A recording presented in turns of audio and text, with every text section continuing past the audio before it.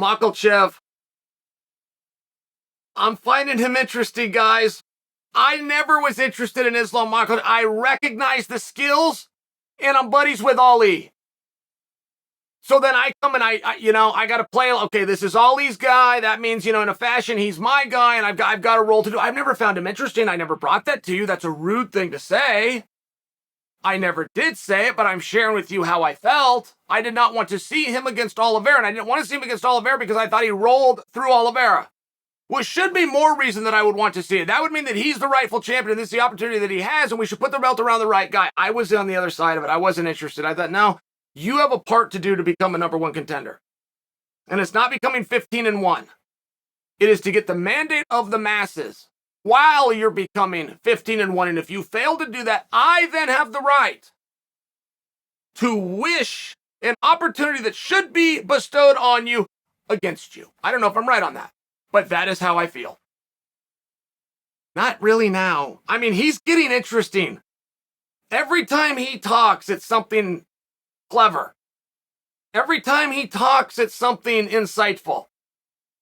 And the one thing about the boys from Dagestan, Khabib's team specifically, they are not here for the money. And I will share with you, that is very refreshing. They have the right to be. Don't think we have to have that conversation. This is a prize. This is a job. But I'm just having a different one as a fan. I prefer the NCAA to the NFL. I prefer the Olympic Games to professional sports. I like to know a person is there for the accomplishment. That this is what they worked hard towards, is the recognition they want. That's just for me. That is just the fan in me.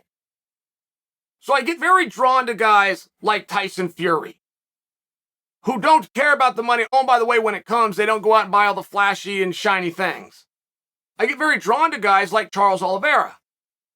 He's from a very rough neighborhood. And I know about that. I'm from West Lynn, and I stayed here. I had a chance to get out, but I stayed. These are my people. So I understand that when you have somebody like Oliveira that is from the favela, the whole point in the favela, the parents are preaching to you to make something of yourself, stay in school, study, so you can get out. He's rich. He's still there. Those are his people, and he didn't leave them. That means something to me. I'm just sharing my personal side, but I get that from Khabib's entire team. I don't believe that Makhachev's life would be any worse, or his work ethic or his drive, right here today on a daily basis for him to get the workouts in that Javier Mendez and company are going to put him through. I don't believe his life is any different if he was getting ready to fight Dan Hooker again.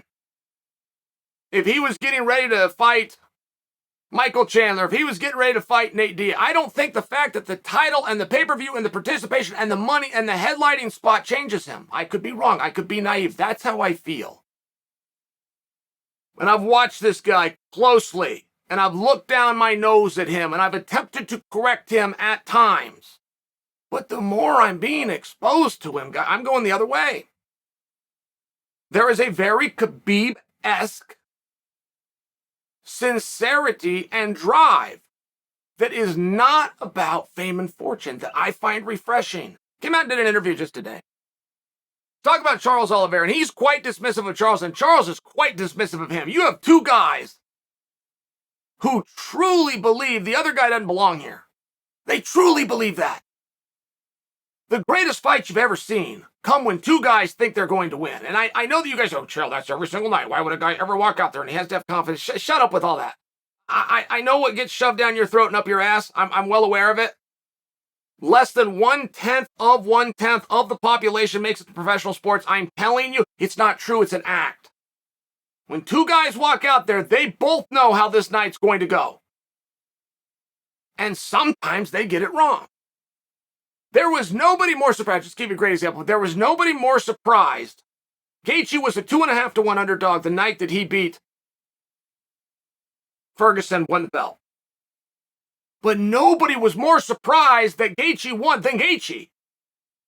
That's not a knock on him. That's a compliment. He's not a bully. He walked into a hard environment. He took it on short notice. He was not ready for 5 rounds. He had to go stand up with a killer, and he went and did it. Oh, and by the way, he won. He won every single round, and now he's a world champion. every now and then, and you can see it. You can see that expression on guys' faces. You can see that surprise and that relief. You can hear it in their interview. You can hear when that's not how they thought it was going to go. And when you do have these absolute, and I mean generationally recognized, highlight reel, legendary fights, it's only when both guys truly believe that they're going to win. And that's the situation with they're in. Makhachev dismissed Oliveira today. Makhachev came out and said, the only reason you accepted this fight, you needed a whole bunch of money, and you needed a whole bunch of this, and you needed the fight to be in Brazil. You had all these different excuses, and the only reason you agreed to me is because the UFC was about to move on from you and put Chandler in there with me, which, by the way, would have been for the belt, because you're not champion. I don't know if that's true, but it sounds right. That is the way that it would have to go. You're only going to make the same phone call so many times. I'm looking to hear the word yes. You said no. Why am I calling you back? I mean, it would turn into a situation. I have a date, and I'm going to put the belt. This is what I'm going to do. This isn't flexible. I'm not moving. I don't have a venue in Brazil. I have a venue in Abu Dhabi, and I have a date, and I'm going to put the belt up. Are you showing up or not? It sounds right. I believe it's true. And Chandler was starting to insert himself. And Chandler is a chess player. And I knew that one caught me out of nowhere. Chandler goes after Makhachev out of nowhere. And now I think that we have the reason why. Chandler was getting ready to swoop in and go and grab that fight. But it's interesting, guys, and it's interesting for a lot of reasons. I do not like, and I'm the only one, I'm sitting over here all by myself, right? I'm on third base wearing a catcher's mitt all alone with my frustration of the Charles Oliveira story. Charles Oliveira is not the champion of the world. Now, I will dispute that all the way back that he should have fought it and has a very legal argument as to why he should still be, which is legally relevant. Because you have participation as champion that you do not have if you're not champion. And if they would have just moved on with it with what Islam has now revealed to us that they were getting ready to do by putting Chandler in, there's not even a discussion of Dana White just being a nice guy and not wanting to have to look like a jerk up at the bully pulpit and say, well, we're going to treat him the same way. It wouldn't be that situation. There wouldn't even be a discussion, are we going to treat him the same way if he's not in a championship fight? And the frustration that I get, one, that they took the belt off him. I read those rules inside and out. I told you on Thursday, and I'm the only human that told you. I told you on Thursday Oliveira was going to miss weight Friday. So Thursday night, I stayed up and I studied those inside and out within the state of Arizona, of which they have no authority.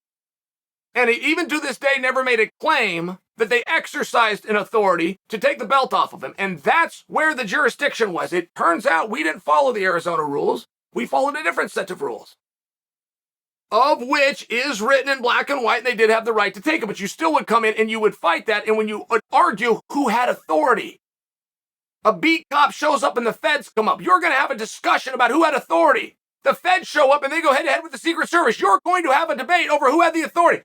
Oliveira didn't. He laid down and he took it. Okay, fine. It's his career. I don't have a stand-in in this matter. But then people try to come in. Daniel Cormier, a great and respected voice, has gone on the broadcast to the world as recently as 2 weeks ago and told them Charles Oliveira is the champion. That's not true. And it's important that we tell the story the right way. Because if Oliveira defeats Makhachev, he becomes a two-time champion, which is awesome. But if Oliveira didn't agree to that fight and they put Chandler in, don't tell me Oliveira is the champion. Whoever won between Islam and Chandler, should that have happened, would have been the champion. You guys ever seen Glorious Bastards? I hated it. I despised the movie, and it was met with all sorts of acclaim. Oh, people loved Inglourious Bastards. I didn't like it because one of the world's most evil men, which is required learning through the American education system and in college. It's required learning. I went through college, so I had to learn this twice. It was required, not choice. They killed him within the movie in a theater where they locked the doors and burnt the whole thing down. They burnt all of his evil buddies and they burned him to death. The problem that I had with it is we knew the story. This wasn't an unknown story. This wasn't the story about Jacques Cousteau or Robin Hood. This was required learning, and you did something that isn't what happened. There's a big problem with that. Decade goes by. Watch another film. Watch another film by the same director. One Night in Hollywood. They tell another story about Sharon Tate, Manson, and the Klan that was extremely well known. But they finished that off in a way that is not historically accurate. Then I got, why? Oh, wait a minute. The director is attempting to give us the outcome that we wish would have happened. The director is going, history be damned, this is what we wish would have happened. And then I loved it. And now I love Inglourious Bastards too. I didn't get it at first, but then now I do get it. But I'm now seeing our sport, which is a real sport. This is real life, where people in positions of authority are coming out and attempting to give the outcome they wish was true. For me, that's weird.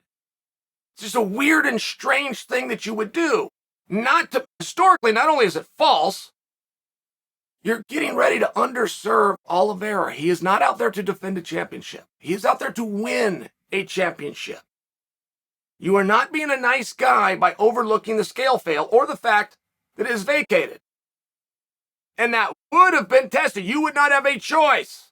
You would not have a choice if the proposed remedy to Oliveira not wanting to fight in Abu Dhabi on that date, which is Michael Chandler steps in for the championship against Islam, you wouldn't have a choice but accept the reality. So now that we're here, and now that we've got the match, and now that we can look forward to it, Oliveira is not defending. He is fighting for something. That's a different motivation. That's a good thing. That's a positive. If you're pro-Oliveira, don't tell me the reality that you wish was true. Let's stick to what's actually happening.